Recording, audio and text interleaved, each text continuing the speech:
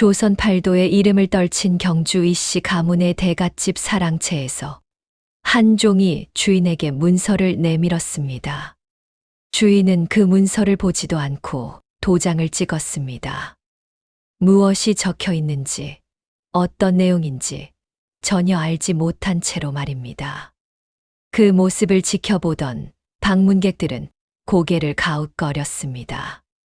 주인은 도장을 찍은 뒤에야 무심하게 물었습니다. 이것이 무엇이냐고. 종은 정중하게 이번 달살 거래 장부라고 답했습니다.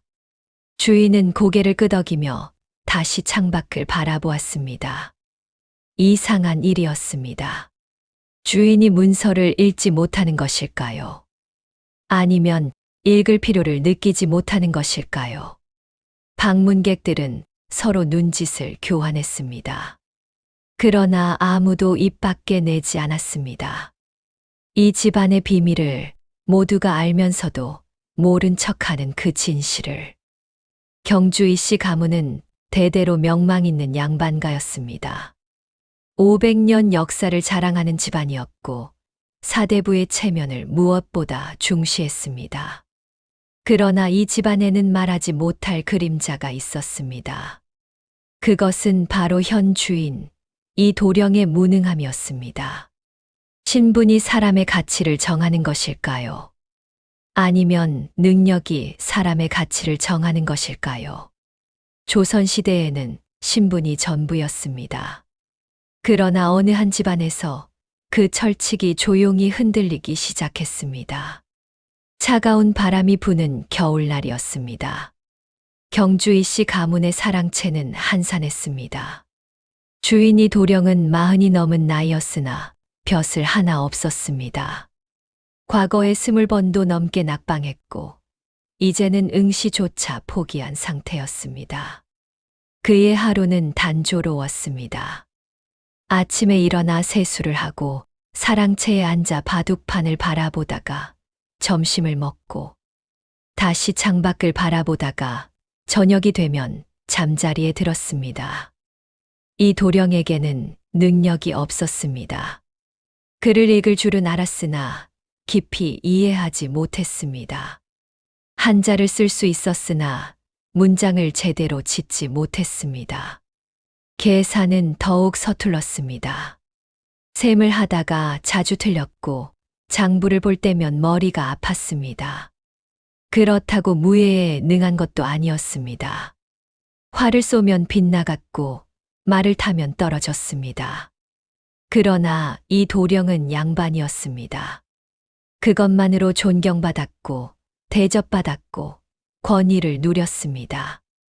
마을 사람들은 그를 어르신이라 불렀고 지나가면 고개를 숙였습니다. 그것이 조선의 질서였고 누구도 의심하지 않았습니다. 그런데 이 집에는 다른 사람이 있었습니다. 종석이었습니다. 석이는 이 도령보다 2살 어렸습니다. 이 집에서 태어나 이 집에서 자랐습니다. 그의 아버지도 종이었고 할아버지도 종이었습니다.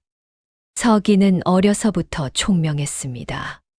한 번 들으면 잊지 않았고 한 번 보면 기억했습니다. 글을 배울 기회는 없었으나 주인댁 아이들이 글 읽는 소리를 듣고 혼자 익혔습니다. 석이는 10살 때 이미 사대부의 책을 읽을 수 있었습니다. 20살에는 장부를 관리하기 시작했습니다. 30살에는 이 집안의 모든 살림을 도맡았습니다. 40이 된 지금 그는 이 집안에서 없어서는 안 될 존재가 되어 있었습니다. 이상한 일이었습니다. 주인은 무능했고 종은 유능했습니다. 그러나 주인은 주인이었고 종은 종이었습니다. 그것이 이 집안의 현실이었고 아무도 바꿀 수 없는 질서였습니다. 이 도령의 하루는 석이의 보고로 시작되었습니다. 석이는 어젯밤 쌀 거래가 마무리되었다고 100섬을 넘게 팔아 이익이 50냥이라고 보고했습니다. 이 도령은 고개를 끄덕이며 잘했다고 한마디 했습니다. 서기는 물러났습니다. 그것으로 끝이었습니다. 주인은 쌀을 누구에게 팔았는지, 어떤 가격에 팔았는지, 왜 그 가격에 팔았는지 전혀 묻지 않았습니다. 알 필요를 느끼지 못했기 때문입니다. 이 집안의 재산은 상당했습니다. 논이 200마지기, 밭이 100마지기, 과수원과 임야까지 합치면 좋기 1000마지기는 되었습니다. 여기서 나오는 수확물만으로도 1년에 500석은 거두었습니다. 그 외에도 대여금, 상거래, 전답 임대 등으로 들어오는 수익이 만만치 않았습니다. 그런데 이 도령은 그 모든 것을 서기에게 맡겼습니다. 아니, 맡긴 것이 아니라 내버려 두었습니다. 처음부터 관심이 없었기 때문입니다. 어려서부터 글공부에 집중하라는 말만 들었고, 집안 살림은 하인들이 알아서 한다고 배웠습니다. 그래서 신경 쓰지 않았습니다. 서기는 모든 것을 혼자 결정했습니다. 언제 씨를 뿌릴지, 언제 수확할지, 누구에게 팔지, 얼마에 팔지, 어떤 물건을 살지, 누구를 고용할지. 주인의 허락은 형식일 뿐이었습니다. 서기가 문서를 내밀면 이 도령은 도장을 찍었습니다. 그것이 이 집안이 돌아가는 방식이었습니다. 마을 사람들은 알고 있었습니다. 이 집안의 실권자가 누구인지를. 거래를 하려면 서기를 찾아가야 했습니다. 물건을 팔거나 사려면 서기와 협상해야 했습니다. 일자리를 구하려면 서기의 허락을 받아야 했습니다. 어느 날 장터에서 상인들이 이야기했습니다. 이 도령댁과 거래하려면 서기를 만나야 한다고. 그 양반이 진짜 주인이라고 말했습니다. 다른 상인이 웃으며 맞장구 쳤습니다. 도련님은 좋으시겠다고 아무것도 안 하고 서기가 다 해주니 말입니다. 세 번째 상인이 목소리를 낮추며 조심해야 한다고 말했습니다. 종이 주인 노릇한다는 소문나면 체면이 말이 아니라고 했습니다. 상인들은 고개를 끄덕였습니다. 모두가 아는 비밀이었으나 입 밖에 내서는 안 되는 말이었습니다. 서기는 이 모든 것을 알고 있었습니다. 사람들이 자신을 어떻게 보는지, 주인과 자신의 관계가 얼마나 기묘한지. 그러나 내색하지 않았습니다. 자신은 종일 뿐이었고 주인을 위해 일할 뿐이었습니다. 그것이 자신의 도리라고 믿었습니다. 그런데 이상한 감정이 있었습니다. 가끔 서기는 자문했습니다. 내가 만약 양반으로 태어났다면 어땠을까? 내 능력으로 과거에 급제했다면, 벼슬을 얻었다면 세상을 바꿀 수 있었을까? 그러나 그런 생각은 곧 머리를 저으며 지워버렸습니다. 부질없는 망상이었기 때문입니다. 봄이 왔습니다. 농사철이었습니다. 서기는 일꾼들을 모았습니다. 올해 농사 계획을 세웠습니다. 어느 논에 무엇을 심을지, 어느 밭에 어떤 작물을 심을지, 비료는 얼마나 줄지, 물은 어떻게 될지. 모든 것이 서기의 머릿속에서 나왔습니다. 이 도령은 마루에 앉아 그 광경을 바라보았습니다. 서기가 일꾼들에게 지시하고 일꾼들이 고개를 끄덕이는 모습을. 자신은 아무것도 하지 않았습니다. 할 수 있는 것도 없었고 할 필요도 느끼지 못했습니다.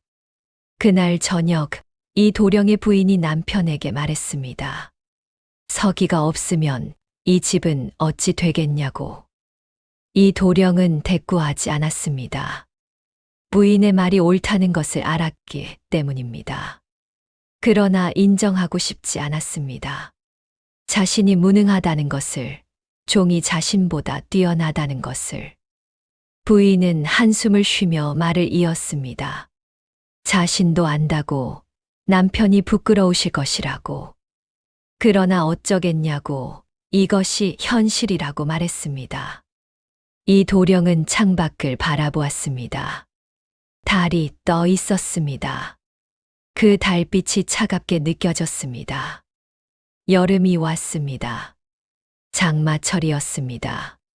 비가 쏟아지고 강물이 불었습니다. 이 집안 논 중 하나가 물에 잠길 위기였습니다. 서기는 즉시 일꾼들을 모았습니다. 제방을 쌓고 물기를 돌리고 배수로를 팠습니다. 밤새 일했습니다. 이 도령은 사랑채에 누워 천둥 소리를 들었습니다. 새벽이 되었습니다. 서기가 보고하러 왔습니다. 논을 지켰다고 피해가 없다고 알렸습니다. 이 도령은 수고했다고 말했습니다. 서기는 물러났습니다. 이 도령은 혼자 생각했습니다. 만약 서기가 없었다면 그 논은 물에 잠겼을 것입니다. 그 해 수확은 없었을 것입니다. 자신은 그것을 막을 능력이 없었습니다. 무엇을 어떻게 해야 할지 몰랐을 것입니다. 그 생각이 가슴을 눌렀습니다. 자신은 주인이었으나 주인 노릇을 하지 못했습니다. 서기는 종이었으나 주인보다 더 주인다웠습니다. 이것이 옳은 것일까요? 아니면 잘못된 것일까요? 이 도령은 답을 찾지 못했습니다. 가을이 왔습니다. 추수철이었습니다. 서기는 수확량을 계산했습니다. 올해는 풍년이었습니다. 600석이 넘게 거두었습니다. 작년보다 100석이 많았습니다. 서기의 농사 계획이 성공한 것입니다. 이 도령은 그 소식을 듣고 기뻤습니다. 그러나 동시에 복잡한 감정이 들었습니다. 이것이 자신의 성과일까요? 아니면 서기의 성과일까요? 사람들은 이 집안이 잘 된다고 말할 것입니다. 그러나 그것을 이룬 사람은 자신이 아니었습니다. 밤이 되었습니다. 이 도령은 잠을 이루지 못했습니다. 천장을 바라보며 생각에 잠겼습니다. 자신은 무엇인가? 이름뿐인 주인인가? 빈 껍데기인가? 그렇다면 자신의 존재 이유는 무엇인가? 아무도 이 질문에 답해주지 않았습니다. 겨울이 왔습니다. 세금을 납부할 시기였습니다. 이 지역 원님이 각 집을 돌며 세금을 거두었습니다. 이 도령댁에도 원님이 방문했습니다. 이 도령은 정중하게 맞이했습니다. 원님은 사랑채에 앉아 차를 마시며 이야기를 나누었습니다. 원님은 이 댁이 올해도 풍년이었다고 들었다며 말을 꺼냈습니다. 이 지역에서 가장 잘 사는 집이라고 덧붙였습니다. 이 도령은 겸손하게 감사하다고 답했습니다. 원님은 차를 한 모금 마시더니 본론을 꺼냈습니다. 올해 흉년이 들어 나라 곳간이 비었으니 추가 세금을 내야 한다고 100냥이라고 말했습니다. 이 도령은 숨이 막혔습니다. 100냥은 이 집안일 년 수입의 절반이었습니다. 그런 돈을 갑자기 낼 수는 없었습니다. 그는 당황했습니다. 무슨 말을 해야 할지 몰랐습니다. 거절할 수도 없고 순순히 낼 수도 없었습니다. 그때 서기가 들어왔습니다. 서기는 원님에게 공손히 절을 했습니다. 그리고 조심스럽게 물었습니다. 그 세금은 어떤 명목이냐고. 원님은 눈살을 찌푸렸습니다. 종이 감히 자신에게 질문하다니. 그러나 서기의 태도가 정중했기에 대꾸했습니다. 나라가 어려우니 양반들이 더 내야 하는 것이라고 말했습니다. 서기는 고개를 끄덕이며 다시 물었습니다. 그렇다면 다른 양반 댁들도 모두 같은 액수를 내는지. 원님은 집안 형편에 따라 다르다고 얼버무렸습니다. 서기는 멈추지 않았습니다. 원님 소인이 알기로 이 고을에서 저희보다 부유한 집이 셋 있습니다. 김참판댁, 박진사댁, 최서방댁입니다. 그 댁들은 50냥씩 낸다고 들었습니다. 저희 댁이 그들보다 부유하지 않은데 왜 배를 내야 합니까? 원님의 얼굴이 붉어졌습니다. 서기가 진실을 찌른 것입니다. 원님은 이 도령을 만만하게 보았습니다. 무능하다는 소문을 들었고 저항하지 않을 것이라 생각했습니다. 그래서 더 많이 요구한 것입니다. 원님은 말을 더듬었습니다. 서기는 조심스럽게 말을 이었습니다. 저희 댁 주인님께서는 양반의 도리를 다하고자 하신다고. 그러나 부당한 것까지 받아들일 수는 없다고 말했습니다. 다른 댁과 같은 액수를 내겠다고 50냥이라고 분명히 밝혔습니다. 원님은 할 말을 잃었습니다. 서기의 논리는 완벽했습니다. 거절할 명분이 없었습니다. 원님은 마지못해 고개를 끄덕이며 50냥으로 하겠다고 말했습니다. 서기는 깊이 절했습니다. 원님은 서둘러 자리에서 일어나 떠났습니다. 이 도령은 멍하니 그 광경을 바라보았습니다. 원님이 떠난 뒤 이 도령은 서기를 불렀습니다. 어찌 그렇게 할 수 있었냐고 물었습니다. 서기는 고개를 숙이며 주인님을 위한 일이었다고 답했습니다. 이 도령은 그래도 원님을 상대로 그렇게 하다니 라고 말을 이었습니다. 서기는 주인님께서 부당하게 대우받는 것을 볼 수 없었다고, 소인이 주제넘은 짓을 했다면 벌을 내려달라고 말했습니다. 이 도령은 아무 말도 하지 못했습니다.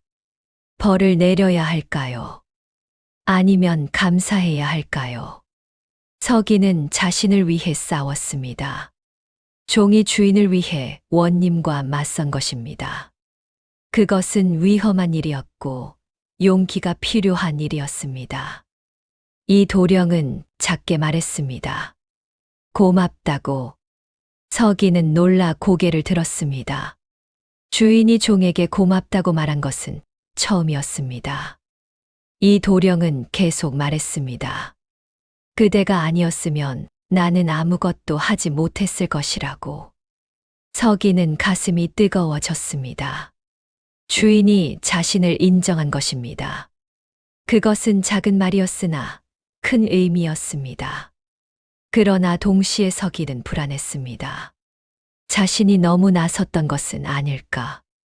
종이 주인 노릇을 한다는 소문이 더 퍼지는 것은 아닐까?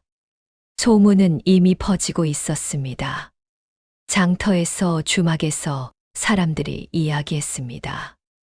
이 도령댁 종이 원님을 물리쳤다고, 종 주제에 대단하다고. 어떤 이는 칭찬했고 어떤 이는 혀를 찼습니다. 종이 주인보다 똑똑하다니 이상한 일이라고.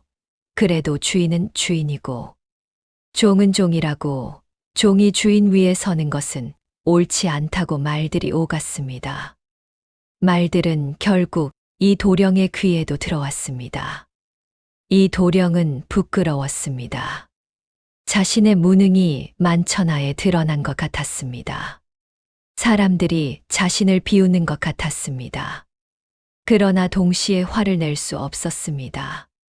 서기는 잘못한 것이 없었으니까요. 밤이 되었습니다. 이 도령은 잠을 이루지 못했습니다. 서기에게 감사하면서도 동시에 부끄러웠습니다. 이상한 감정이었습니다. 종에게 의지하는 주인. 그것은 수치스러운 일이었으나 현실이었습니다. 서기의 명성은 점점 높아졌습니다. 이웃 고을에서도 소문이 퍼졌습니다. 이 도령댁 종이 대단하다고, 장사에 능하고 계산이 빠르고 사람을 다루는 법을 안다고. 어떤 상인들은 일부러 서기를 찾아왔습니다. 거래를 제안하러 온 것입니다. 서기는 조심스러웠습니다. 자신은 종일 뿐이니 모든 결정은 주인이 한다고 말했습니다.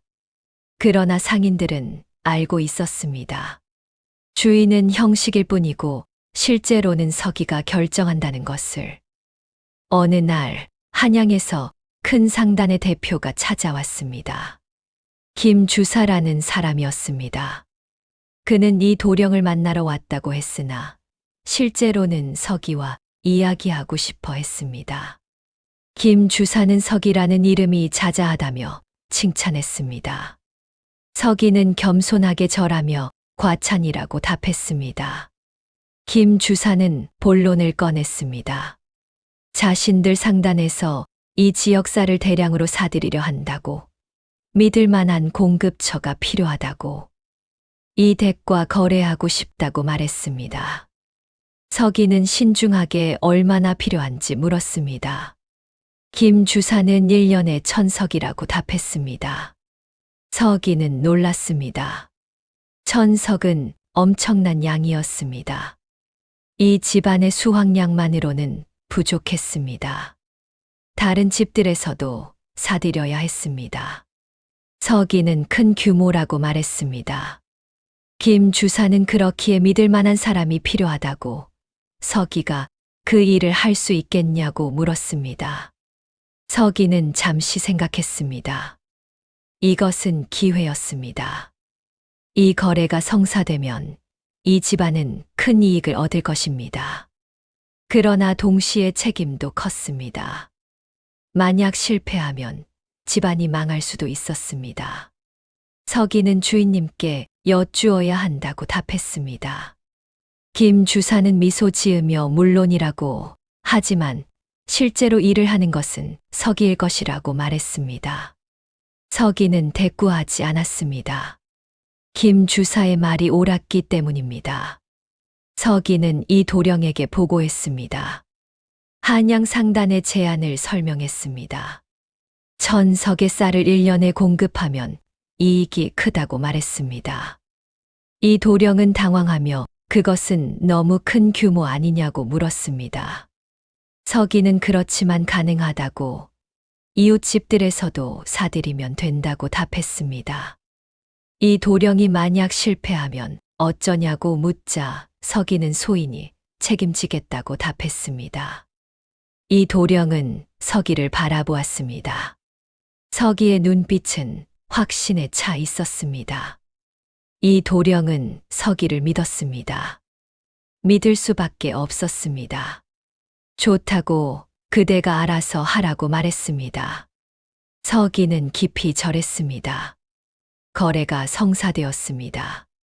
서기는 이웃 양반 댁들을 찾아다니며 쌀을 사들였습니다. 적정한 가격을 제시했고 신용을 쌓았습니다. 한 달 만에 1000석을 모았습니다. 한양 상단에 넘겼고 약속한 대금을 받았습니다. 이익은 200냥이었습니다. 이 집안이 1년에 버는 것과 맞먹는 액수였습니다. 이 도령은 기뻐했습니다. 그러나 동시에 복잡한 감정이 들었습니다. 이 모든 것이 서기의 능력이었기 때문입니다. 마을 사람들이 말했습니다. 이 도령댁이 크게 한몫 잡았다고, 서기가 한양 상단과 거래했다고, 서기가 진짜 대단하다고, 그 양반이 장원급제해도 저만큼 벌지 못할 것이라고 말들이 오갔습니다. 이 도령은 그 말들을 들었습니다. 가슴이 아팠습니다. 사람들이 칭찬하는 것은 자신이 아니라 서기였습니다. 자신은 그저 주인이라는 이름뿐이었습니다. 어느 날 밤, 이 도령은 혼자 마당을 거닐었습니다. 달빛이 차가웠습니다.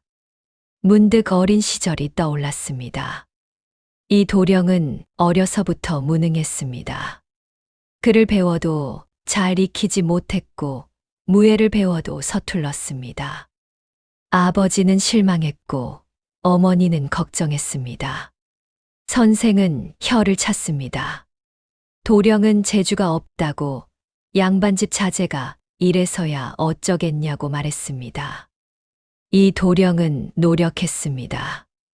밤새 글을 읽었고 새벽부터 활을 쏘았습니다.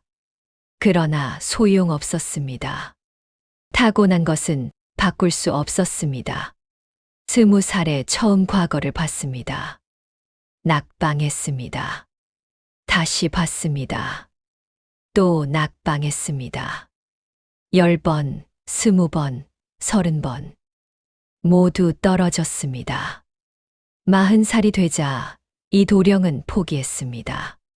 자신은 벼슬을 할 수 없는 사람이라고 인정했습니다. 그래도 양반이었습니다. 사람들은 존경했고 대접했습니다. 그러나 이 도령은 알고 있었습니다. 그것이 빈 껍데기라는 것을. 자신은 능력도 없고 재주도 없고 아무것도 할 수 없는 사람이라는 것을. 서기는 달랐습니다. 서기는 재능이 있었습니다. 배우지 않았지만 깨우쳤고 가르침 받지 않았지만 능숙했습니다. 만약 서기가 양반으로 태어났다면 어땠을까요? 과거에 급제했을까요? 높은 벼슬에 올랐을까요? 이 도령은 부러웠습니다. 동시에 부끄러웠습니다. 자신은 양반으로 태어나 모든 기회를 누렸지만 아무것도 이루지 못했습니다. 서기는 종으로 태어나 아무 기회도 없었지만 이 집안을 일으켰습니다. 무엇이 옳은 것일까요? 신분이 능력을 증명하는 것일까요? 아니면 능력이 신분을 넘어서는 것일까요? 이 도령은 답을 찾지 못했습니다. 서기의 명성은 계속 높아졌습니다. 한양 상단과의 거래가 성공하자 다른 상단들도 찾아왔습니다. 쌀뿐 아니라 면포, 목재, 약재 등 다양한 물건을 거래하고 싶어 했습니다. 서기는 신중하게 선택했습니다. 이익이 확실한 거래만 받아들였고 위험한 제안은 거절했습니다. 이 도령댁의 재산은 빠르게 불어났습니다. 2년 만에 2배가 되었고 5년 만에 4배가 되었습니다. 집도 크게 늘렸고 땅도 더 샀고 하인도 더 고용했습니다. 이 집안은 이 지역에서 가장 부유한 집이 되었습니다. 그러나 이상한 일이 있었습니다. 사람들이 이 도령을 찾아오는 것이 아니라 서기를 찾아왔습니다. 거래를 하러 온 상인들, 일자리를 구하러 온 사람들, 조언을 구하러 온 이웃들, 모두 서기와 이야기하고 싶어 했습니다. 이 도령은 점점 외로워졌습니다. 자신은 주인이었으나 아무도 자신을 필요로 하지 않았습니다. 모든 것이 서기를 중심으로 돌아갔습니다. 자신은 그저 사랑채에 앉아 바둑판을 바라볼 뿐이었습니다. 어느 날, 이 도령의 친구가 찾아왔습니다. 박진사라는 양반이었습니다. 그는 이 도령과 같은 과거 낙방자였고 비슷한 처지였습니다. 박진사는 이 댁이 크게 번창했다며 부럽다고 말했습니다. 이 도령은 쓸쓸하게 웃으며 번창한 것은 자신이 아니라고, 서기가 한 일이라고 자신은 아무것도 하지 않았다고 말했습니다. 박진사는 잠시 침묵하더니 조심스럽게 물었습니다. 부끄러운가고? 이 도령은 고개를 끄덕이며 종이 자신보다 뛰어나다는 것이 인정하기 어렵다고 말했습니다. 박진사는 한숨을 쉬었습니다. 자신도 그런 적이 있었다고, 자기 집종이 자신보다 글을 잘 읽더라고.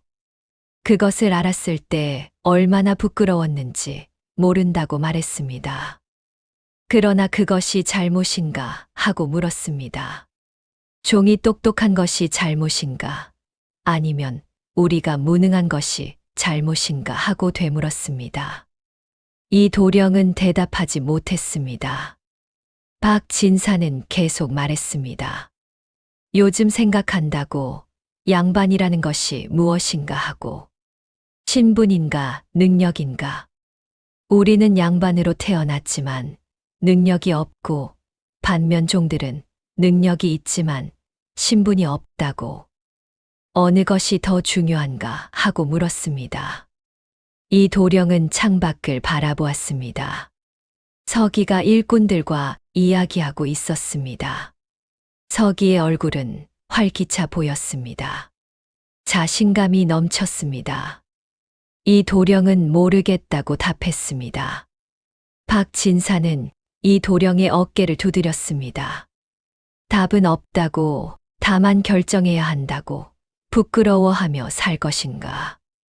아니면 받아들이고 함께 갈 것인가? 하고 말했습니다. 박진사가 떠난 뒤 이 도령은 오랫동안 생각했습니다. 받아들인다는 것.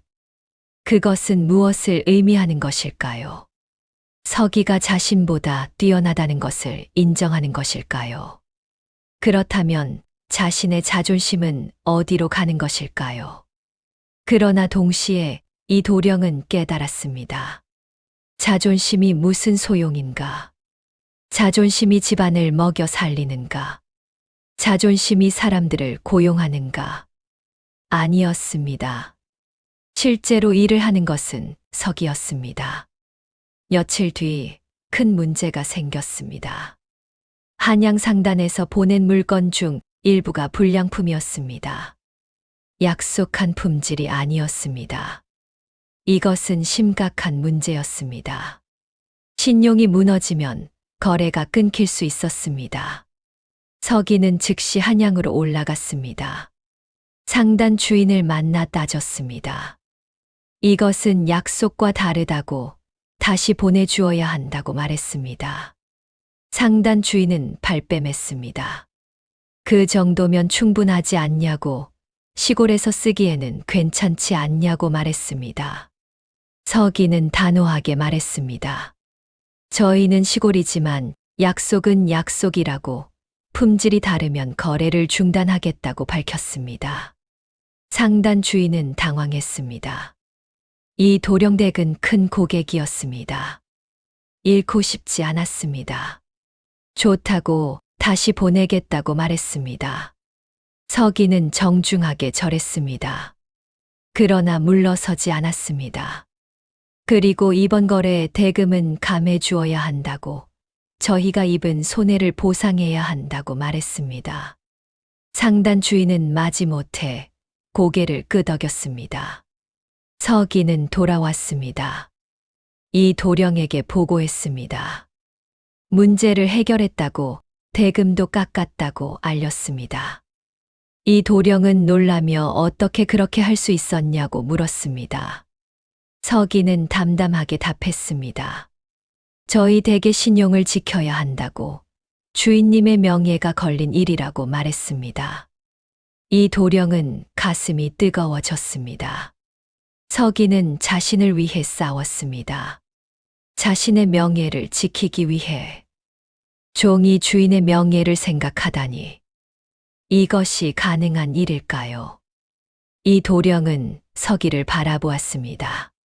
서기는 고개를 숙이고 있었습니다. 겸손했습니다. 그러나 그 겸손함 속에 당당함이 있었습니다. 자신이 옳은 일을 했다는 확신이 있었습니다. 이 도령은 생각했습니다. 서기는 종이지만 양반보다 양반다웠습니다. 도리를 알았고, 의리를 지켰고, 명예를 소중히 여겼습니다. 그것이 진짜 양반이 아닐까요? 그날 밤, 이 도령은 결심했습니다. 더 이상 부끄러워하지 않기로, 서기를 인정하기로, 능력이 신분보다 중요하다는 것을 받아들이기로. 그것은 쉬운 결정이 아니었습니다.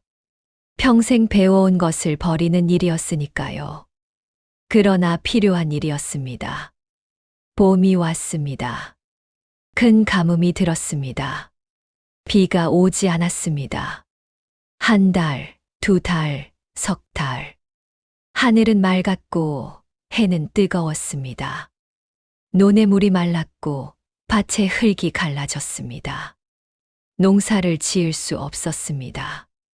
이 지역 전체가 위기였습니다. 양반들도 상민들도 모두 걱정했습니다. 올해 수확이 없으면 굶주림이 닥칠 것이었습니다. 서기는 대책을 세웠습니다. 먼저 물을 확보해야 했습니다. 강에서 물을 길어다 논에 댔습니다. 일꾼들을 총동원했습니다. 밤낮으로 일했습니다. 그러나 역부족이었습니다. 강물도 줄어들고 있었습니다. 더 많은 물이 필요했습니다. 서기는 산으로 올라갔습니다. 계곡을 찾았습니다. 거기서 물을 끌어오기로 했습니다. 서기는 일꾼들에게 말했습니다. 계곡에서 여기까지 수로를 파겠다고. 일꾼들이 놀랐습니다. 그것은 너무 먼 거리라고 말했습니다. 서기의 목소리는 단호했습니다. 해야 한다고, 농사를 살려야 한다고 말했습니다. 일꾼들은 고개를 끄덕였습니다.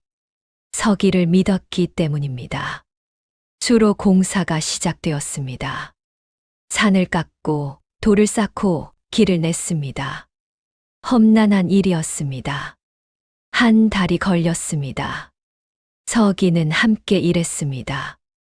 주인의 종이 아니라 일꾼 중 하나로서. 이 도령은 그 모습을 보았습니다. 서기가 땀을 흘리며 돌을 나르는 모습을, 저녁이 되어도 쉬지 않고 일하는 모습을, 일꾼들을 격려하고 함께 웃는 모습을. 이 도령은 부끄러웠습니다. 자신은 사랑채에 앉아 바라만 볼 뿐이었습니다. 아무 도움도 되지 못했습니다. 반면 서기는 몸소 뛰었습니다. 어느 날, 이 도령은 결심했습니다. 서기를 도와야겠다고. 자신도 할 수 있는 일을 해야겠다고. 이 도령은 공사 현장으로 갔습니다. 서기가 놀라 달려왔습니다. 주인님께서 어찌 이곳에 오셨냐고 물었습니다. 이 도령은 자신도 돕고 싶다고 말했습니다. 서기는 주인님께서 이런 일을 하실 수는 없다고 말했습니다. 왜 없겠느냐? 나도 이 집안 사람이다. 서기는 할 말을 잃었습니다. 일꾼들도 놀라 서로 쳐다보았습니다. 양반이 몸을 쓰는 일을 한다니. 전례 없는 일이었습니다. 이 도령은 돌을 들었습니다. 무거웠습니다. 손이 부들부들 떨렸습니다. 그러나 포기하지 않았습니다. 한 걸음, 두 걸음 옮겼습니다. 서기는 눈물이 날 것 같았습니다. 주인이 자신을 위해, 아니 집안을 위해 몸소 일하고 있었습니다. 신분을 내려놓고 체면을 버리고. 일꾼들이 감동했습니다. 주인이 함께 일한다니. 그들은 더욱 힘을 냈습니다. 그날 이후 이 도령은 매일 공사 현장에 나갔습니다. 돌을 나르고 흙을 파고 물을 길었습니다. 처음에는 서툴렀습니다. 금방 지쳤고 손에 물집이 잡혔습니다. 그러나 계속했습니다. 서기는 이 도령 곁에 있었습니다. 물을 건네주고 그늘을 만들어주고 쉬라고 권했습니다. 이 도령은 고개를 저으며 자신도 할 수 있다고 말했습니다. 서기는 이 도령을 바라보았습니다. 주인의 얼굴에 땀이 흘렀고 옷이 더러워졌고 손이 거칠어졌습니다. 그러나 눈빛은 살아 있었습니다. 처음 보는 눈빛이었습니다. 한 달 반이 지났습니다. 수로가 완성되었습니다. 계곡에 물이 흘러내려 논에 닿았습니다. 일꾼들이 환호했습니다. 농사를 살릴 수 있게 되었습니다. 그날 저녁 이 도령과 서기는 마주 앉았습니다. 둘 다 땀범벅이었고 흙투성이었습니다. 그러나 마음은 가벼웠습니다. 이 도령은 서기에게 고맙다고 말했습니다. 서기는 아니라고, 오히려 자신이 감사하다고 답했습니다. 무엇이 감사한가 하고 이 도령이 묻자 서기는 주인님께서 함께 일해 주셔서 소인이 혼자가 아니라는 것을 알았다고 답했습니다. 이 도령은 미소 지었습니다. 나도 알았다. 내가 쓸모없는 사람이 아니라는 것을. 두 사람은 서로 바라보았습니다. 주인과 종이 아니라 함께 일한 동료로서. 그러나 시련은 끝나지 않았습니다. 가을이 되었습니다. 수확철이었습니다. 가뭄에도 불구하고 어느 정도 농사를 지었습니다. 주로 덕분이었습니다. 그런데 문제가 생겼습니다. 이웃 고을 원님이 찾아왔습니다. 새로 부임한 원님이었습니다. 그는 이 도령댁의 번창을 시샘했습니다. 원님은 이 댁이 크게 부자가 되었다고 들었다며 세금을 더 내야 할 것 같다고 말했습니다. 특별 공납을 요구한다고 200냥이라고 밝혔습니다. 200냥은 터무니없는 액수였습니다. 이것은 횡포였습니다. 그러나 원님의 명령을 거역하기 어려웠습니다. 서기가 앞으로 나섰습니다. 원님께 그것은 부당하다고 조심스럽게 말했습니다. 원님은 눈을 부라리며 종주제에 감히라고 소리쳤습니다.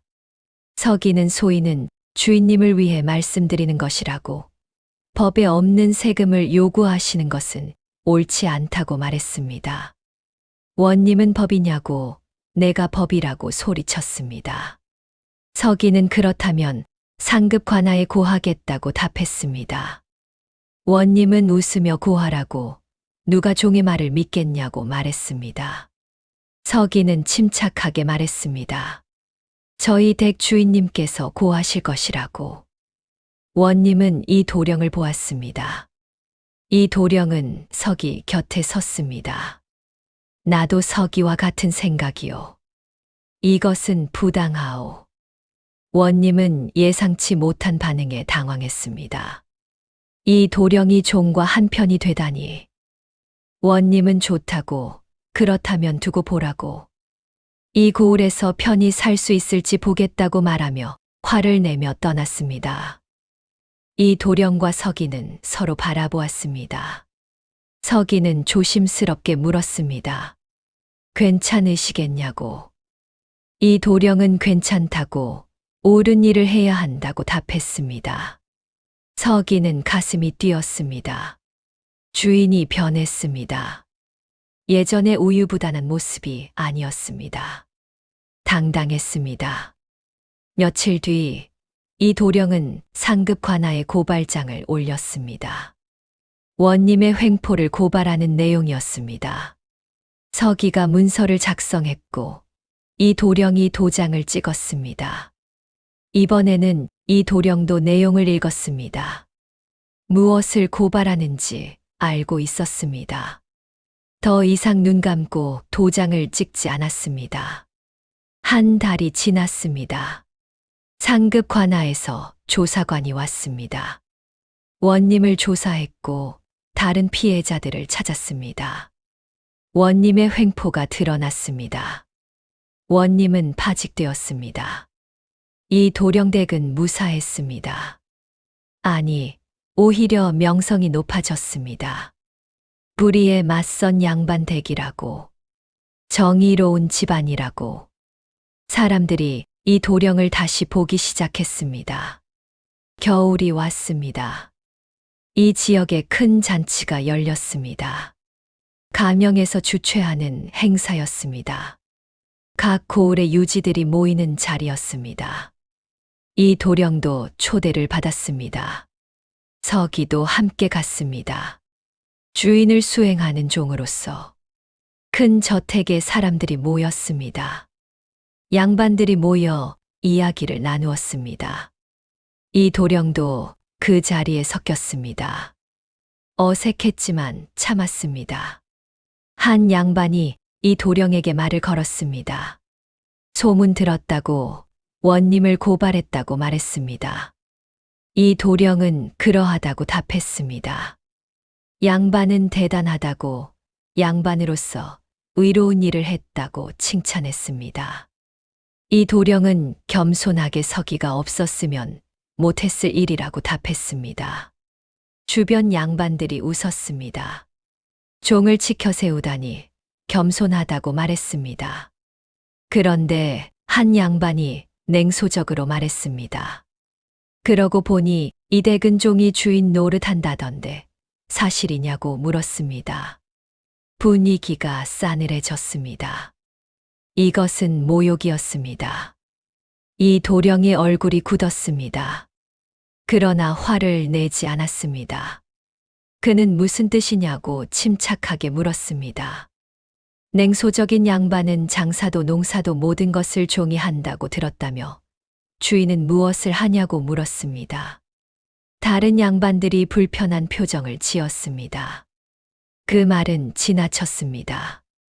그러나 아무도 말리지 않았습니다. 이 도령은 침착하게 답했습니다. 그 말이 맞소.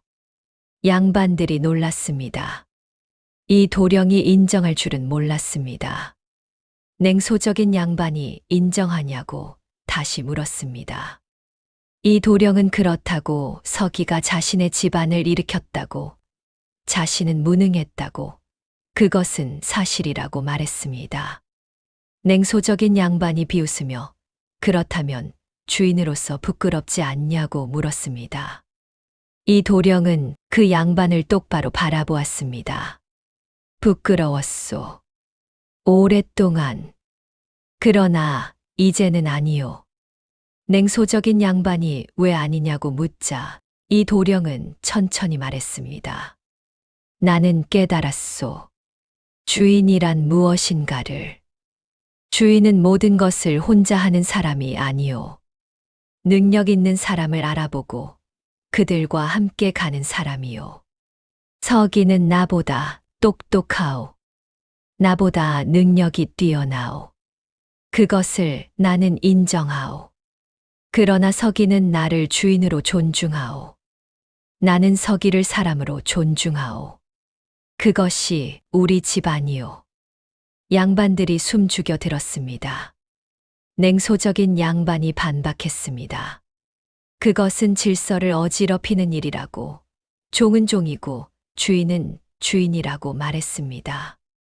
이 도령은 고개를 저었습니다. 질서가 무엇이요? 무능한 자가 위에 있고 유능한 자가 아래에 있는 것이 질서요. 그것이 옳소. 신분이 질서라 하오. 그러나 신분이 능력을 증명하지 못하면 그 신분이 무슨 의미가 있소? 양반들이 술렁거렸습니다. 이 도령의 말은 위험했습니다. 양반 사회의 근간을 흔드는 말이었습니다. 그러나 한 노양반이 끼어들었습니다. 이 도령 말이 틀리지 않다고 말했습니다. 모두가 그 노양반을 보았습니다. 이 지역에서 가장 존경받는 선비였습니다. 노양반은 말을 이었습니다. 신분은 하늘이 준 것이나 능력은 스스로 갈고 닦는 것이라고. 신분만 믿고 능력을 게을리하면 그것은 하늘을 욕되게 하는 일이라고.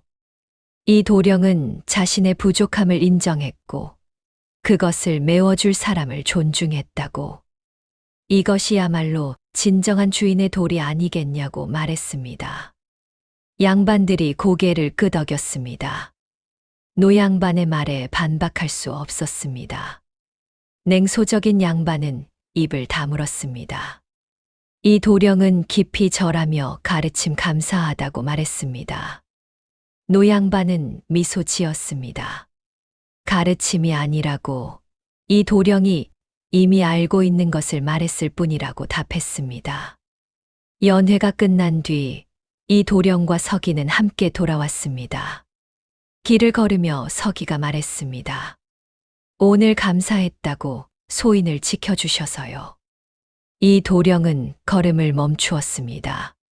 서기를 돌아보았습니다. 지킨 것이 아니다. 진실을 말했을 뿐이다. 서기, 나는 그대에게 빚졌다. 그대가 없었으면 이 집안은 망했을 것이다. 그것은 사실이다. 서기는 고개를 저으며 아니라고 주인님께서 소인을 믿어주셨기에 가능한 일이었다고 답했습니다. 이 도령은 서기의 어깨에 손을 얹었습니다. 우리는 함께 이 집안을 일으켰다. 나 혼자도 아니고 그대 혼자도 아니다. 함께였다. 서기는 눈시울이 뜨거워졌습니다. 주인이 자신을 동등하게 대하고 있었습니다. 신분은 달랐지만 마음은 같았습니다. 이 도령은 계속 말했습니다. 이제부터는 더욱 그러할 것이라고. 나는 주인으로서 집안을 지키겠다고. 그대는 그대의 능력으로 집안을 일으키라고. 우리는 함께 갈 것이라고 말했습니다. 서기는 깊이 절했습니다. 감사의 절이었습니다. 며칠 뒤 이 도령은 서기를 불렀습니다. 그리고 한 가지 제안을 했습니다. 서기를 면천하겠다고 말했습니다. 서기는 깜짝 놀랐습니다. 면천이란 종에서 벗어나 양인이 되는 것이었습니다. 이 도령은 그대는 자유인이 되어야 한다고, 종의 신분으로는 할 수 있는 일이 제한된다고, 양인이 되면 더 많은 일을 할 수 있다고 말했습니다. 서기는 소인은 이 집에서 태어났다고, 이 집이 소인의 집이라고 말했습니다. 이 도령은 알고 있다고, 그래서 그대가 떠나라는 것이 아니라고, 계속 이 집에 있되 자유인으로 있으라는 것이라고 말했습니다. 서기는 눈물이 났습니다. 주인님의 은혜를 어찌 갚겠냐고 물었습니다. 이 도령은 은혜가 아니라고, 그대가 마땅히 받아야 할 것이라고 답했습니다. 이 도령은 면천 문서를 작성했습니다. 관아에 신고했습니다. 서기는 종에서 벗어나 양인이 되었습니다. 그러나 서기는 여전히 이 집에 있었습니다. 이제는 종이 아니라 마름으로서, 집안의 살림을 도맡는 사람으로서. 신분은 바뀌었지만 하는 일은 같았습니다. 마을 사람들이 말했습니다.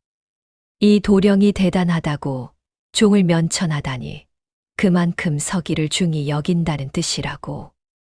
두 사람이 진짜 주인과 신하 같다고, 아니 동료 같다고 말했습니다.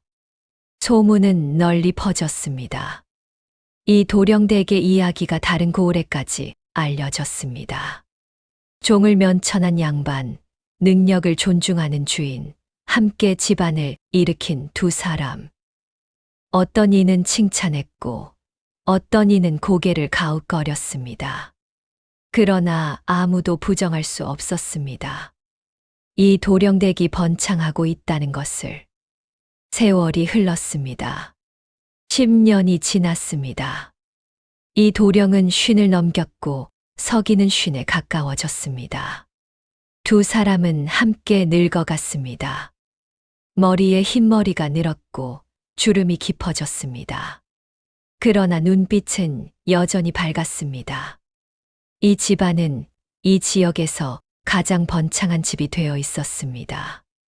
땅은 3,000마지기로 늘었고 하인은 100명이 넘었고 상단도 여러 거느렸습니다. 부는 헤아릴 수 없을 정도였습니다. 그러나 이 집안의 진짜 명성은 부에 있지 않았습니다. 사람들이 이 집을 존경한 이유는 따로 있었습니다. 이 도령은 변했습니다. 더 이상 무능한 주인이 아니었습니다. 여전히 서기만큼 똑똑하지는 않았지만 자신의 역할을 알았습니다. 주인으로서 방향을 제시했고 결정을 내렸고 책임을 졌습니다. 서기는 그 결정을 시행했고 계획을 짰고 일을 처리했습니다. 두 사람은 완벽한 조화를 이루었습니다.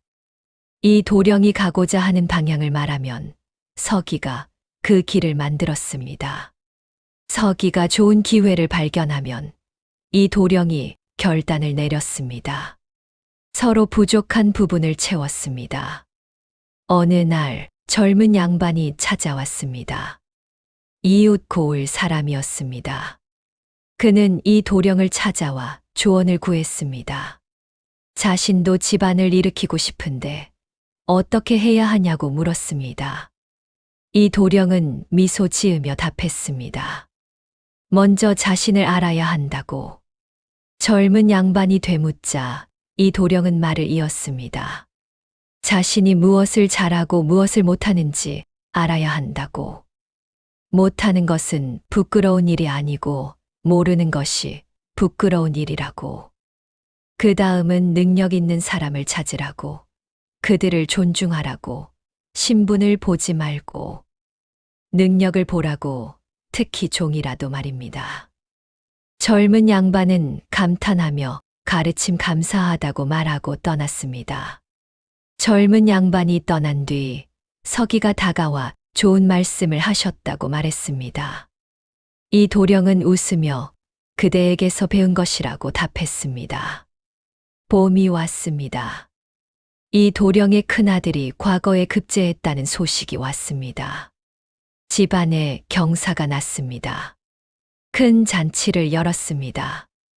마을 사람들이 모두 모였습니다. 사람들이 축하했습니다. 과거 급제라니 대단하다고 말했습니다.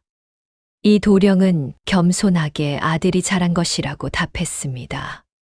사람들이 부친의 가르침이 있었기에 가능한 일이라고 하자. 이 도령은 서기를 보며 서기의 가르침도 있었다고, 서기가 아들에게 많은 것을 가르쳤다고 말했습니다. 사람들이 놀랐습니다. 서기가 도련님을 가르쳤다니. 그러나 이제는 이상하게 여기지 않았습니다. 이 집안에서는 그것이 자연스러운 일이었으니까요. 서기는 겸손하게 절하며 소인은 세상 이치를 가르쳤을 뿐이라고, 도련님의 총명함이 뛰어났다고 답했습니다. 이 도령의 아들이 다가와 아버지와 서기에게 절했습니다.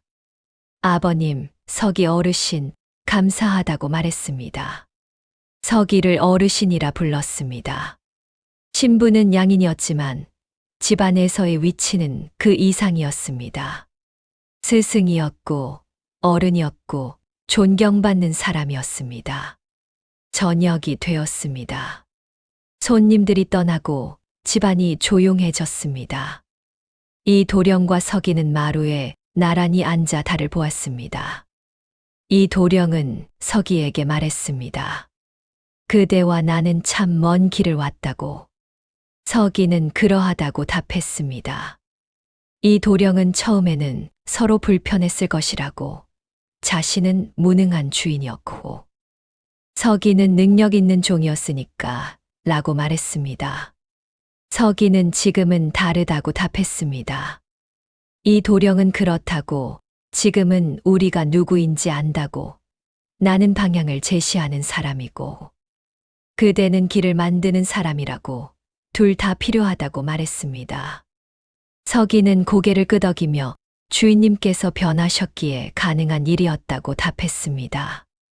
이 도령은 그대도 변했다고, 처음에는 불안해했다고, 종이 주인 노릇한다고, 비난받을까 두려워했다고 말했습니다. 서기는 그것도 사실이라고 답하며, 이제는 어떠하냐는 물음에 이제는 편안하다고, 소인은 소인의 일을 하고, 주인님께서는 주인님의 일을 하신다고, 서로를 존중하며 함께 간다고 답했습니다. 이 도령은 하늘을 올려다보았습니다. 별이 총총했습니다. 나는 양반으로 태어났소. 그것이 자랑이라 여겼소. 그러나 이제 알았소.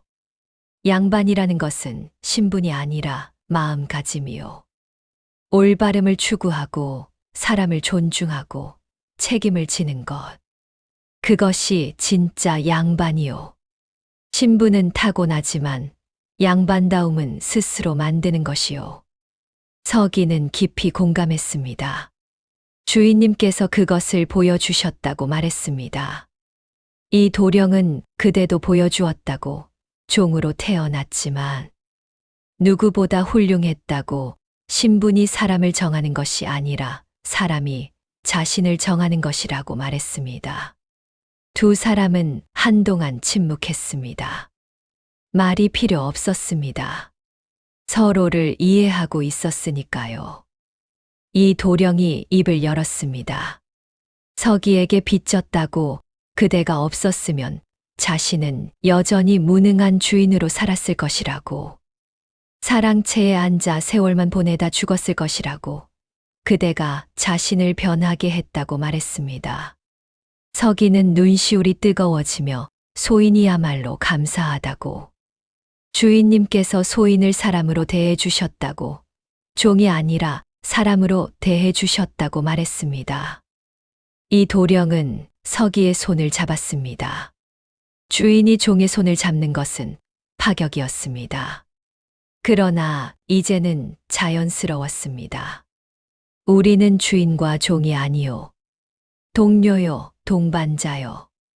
이 집안은 우리 둘이 함께 일궈냈소. 신분은 달랐으나 마음은 같았소. 그것이 우리가 이룬 것의 진짜 의미요. 서기는 깊이 절했습니다. 감사의 절이었고, 존경의 절이었고, 동지에 대한 예의였습니다. 그날 밤 두 사람은 오랫동안 이야기를 나누었습니다. 지난 세월을 돌아보고 앞으로의 계획을 세우고 서로에 대한 고마움을 나누었습니다. 날이 밝았습니다. 새로운 하루가 시작되었습니다. 이 도령은 사랑채에 앉아 문서를 읽었습니다. 이제는 문서를 읽을 수 있었습니다. 천천히, 신중하게, 모든 내용을 이해하며 서기는 일꾼들과 함께 일했습니다. 농사 계획을 세우고 거래를 준비하고 새로운 사업을 구상했습니다. 활기가 넘쳤습니다. 점심때가 되었습니다. 이 도령과 서기는 함께 식사했습니다. 이제는 같은 상에 앉았습니다. 주인과 마름이 함께 일하는 사람들로서 두 사람은 식사를 마치고 각자의 일로 돌아갔습니다. 이 도령은 손님을 맞을 준비를 했고 서기는 거래 계획을 점검했습니다. 각자의 역할을 하며 함께 집안을 이끌어갔습니다. 저녁이 되었습니다.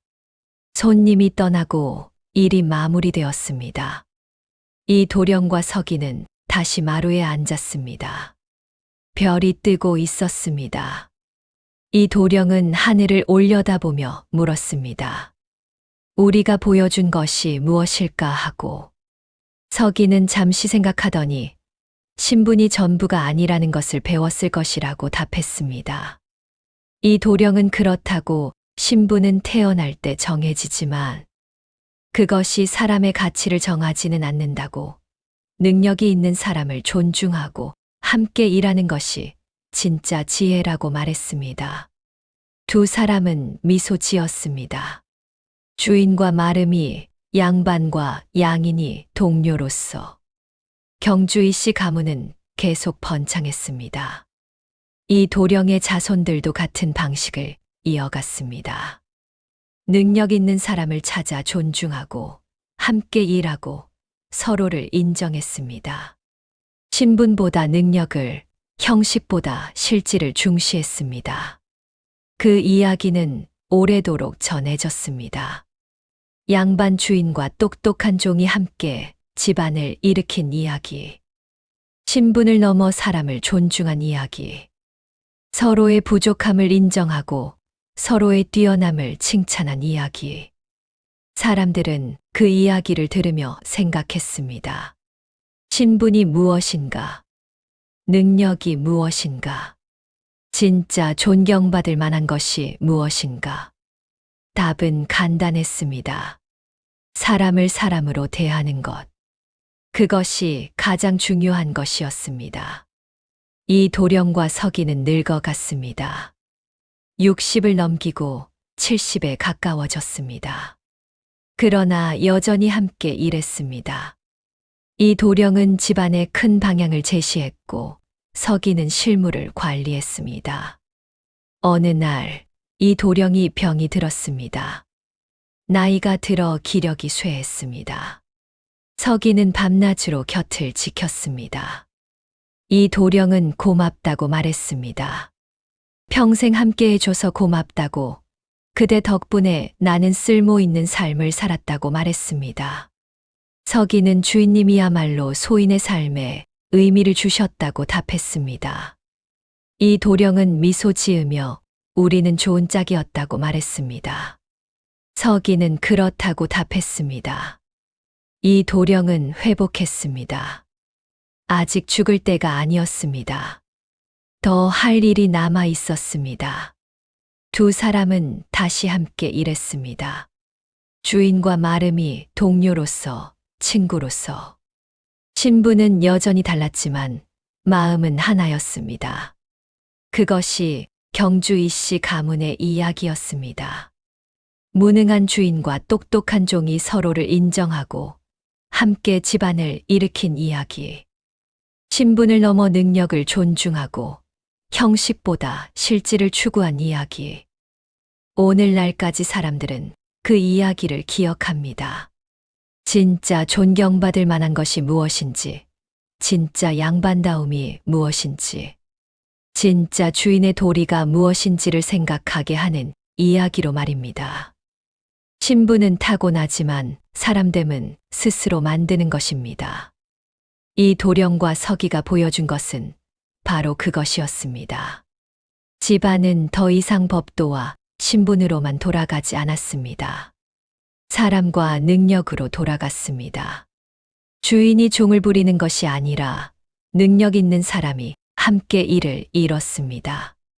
그것이 경주 이씨 가문이 오래도록 번창할 수 있었던 이유였습니다.